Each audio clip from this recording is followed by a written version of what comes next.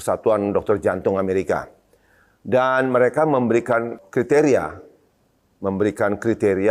hipertensi atau darah tinggi adalah 120/80. Jadi tidak boleh lebih dari 120/80.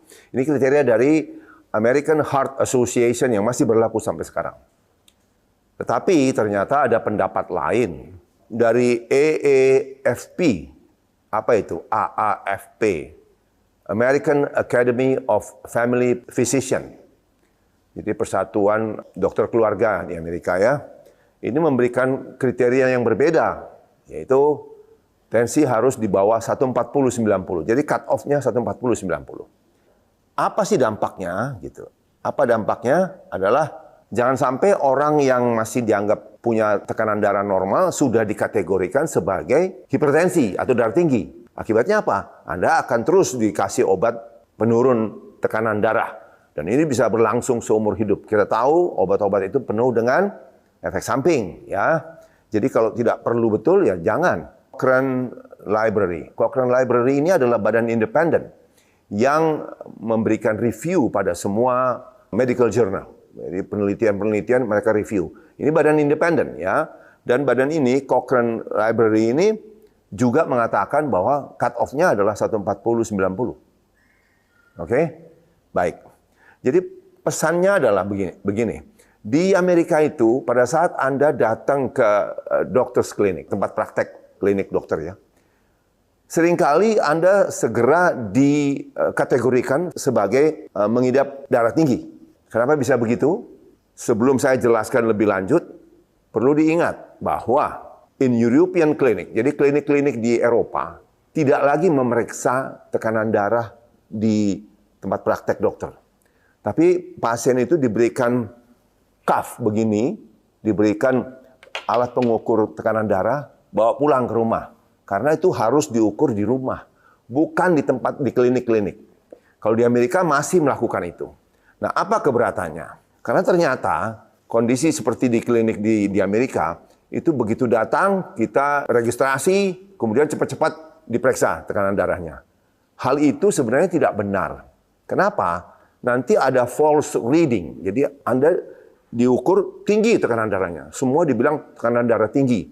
Semua langsung cepat-cepat kasih obat penurun tekanan darah. Padahal apakah Anda tekanan darahnya tinggi? Belum tentu. Karena ada kriteria-kriteria ini. Mari kita lihat ya. Jadi pada saat Anda mau diperiksa tekanan darah, Anda harus rileks 10-15 menit sebelumnya. Jadi jangan jalan gitu langsung masuk klinik, langsung periksa, ya pasti tinggi.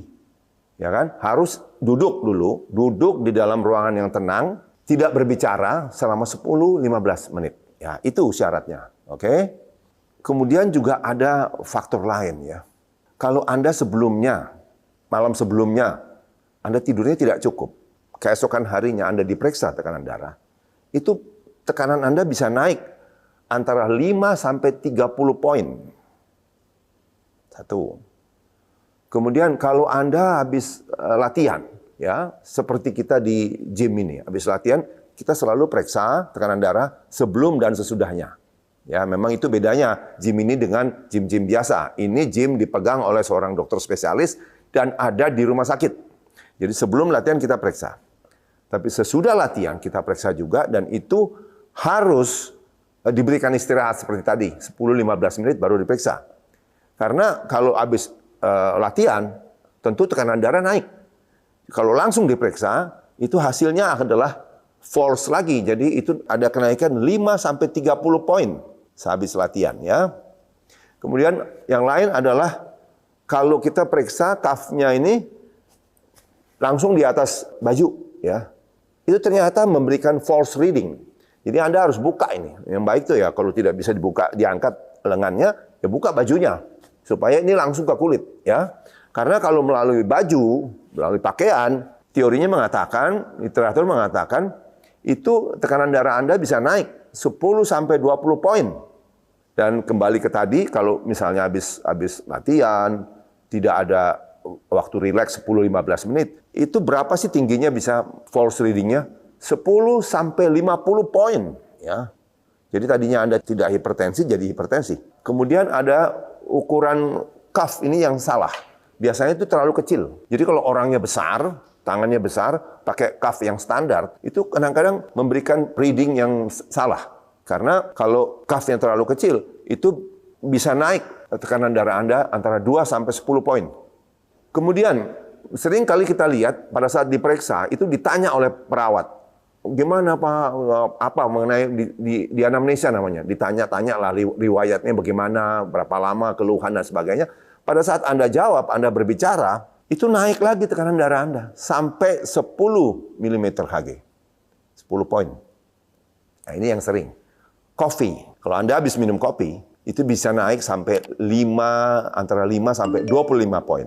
Ingat, kopi itu jadi clear up, keluar dari sistem kita, itu sampai 9 jam, ya. Tentu kalau habis minum itu efeknya lebih besar. Kemudian dia turun, ya. Makanya sekalian saya singgung, kalau Anda minum kopi jam 3, jam 4 sore-sore itu, biasanya susah tidur nanti karena kopi itu masih ada dalam tubuh Anda, belum dibersihkan, belum dikeluarkan. Juga tentu ini mungkin tidak berlaku di kita. Tapi kalau kita ada dalam ruangan yang dingin sekali katanya, itu tekanan darah kita naik 2 sampai 10 poin.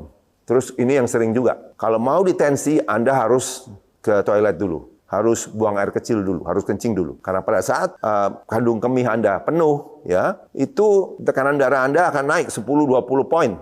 Kemudian posisi juga penting. Kalau Anda cross leg, begini ya, cross leg ya. Terus kemudian juga dangling, dikatakan dangling itu kalau kita duduk di tempat lebih tinggi, ya, lebih tinggi, kemudian kaki kita bisa goyang-goyang gini. Itu tidak baik. Karena itu dangling itu dan cross leg itu bisa meningkatkan tekanan darah kita 2-8 poin. Jadi sekali lagi tadi ingat full bladder, jadi kalau kandung kemih kita penuh, harus kosongkan dulu, baru kita diperiksa tekanan darah. Dan juga kalau Anda ingin BAB, lakukan dulu. Karena pada saat Anda menahan, tekanan darah Anda naik. Dan kalau Anda stres, dalam kondisi stres, marah, ya, kecewa, itu bisa naik tinggi sekali. Bahkan sampai, tentu tiap orang beda, bahkan pernah dicatat sampai naik 50 mm Hg. 50 poin lebih tinggi. Jadi semua orang-orang yang tidak hipertensi jadi hipertensi nih, dikategorikan hipertensi. Jadi sekali lagi poinnya adalah occasional high blood pressure. Jadi kalau tekanan darah Anda tinggi sesekali ya, itu belum bisa dikatakan, oh Anda darah tinggi. Jadi kalau misalnya Anda datang ke praktek di klinik, periksa, oh tinggi, 150. Perlu obat langsung. Sebenarnya tidak bisa, karena dikatakan kalau occasional itu belum bisa dikategorikan tekanan darah tinggi. Jadi bagaimana? Karena pengukuran tekanan darah itu sebenarnya tidak di klinik, tapi di rumah. Yang kayak gini ini Anda periksa di rumah. Basal itu pertama periksa adalah bangun pagi, kemudian Anda duduk dulu, kembali 10-15 menit, Anda periksa. Tapi begini, kalau misalnya tinggi, jangan stres. Diulang lagi kedua kali, ketiga kali, itu Anda sudah stres. Makin Anda stres, makin naik itu tekanan darah. Jadi kalau misalnya pagi periksa, hasilnya berapa? Sekali aja Anda tulis, catat. Kemudian 12 jam kemudian, periksa lagi dengan syarat yang sama, 10-15 menit istirahat, kemudian periksa, catat. Lakukan ini selama 7-14 hari. Dari 7-14 hari ini, kemudian datanya itu Anda rata-rata. Itulah tekanan darah Anda. Jadi nggak bisa itu katanya, langsung ke dokter di kamar praktek, belum istirahat, langsung periksa, 160, 120, Anda darah tinggi, langsung dikasih obat. Itu tidak betul.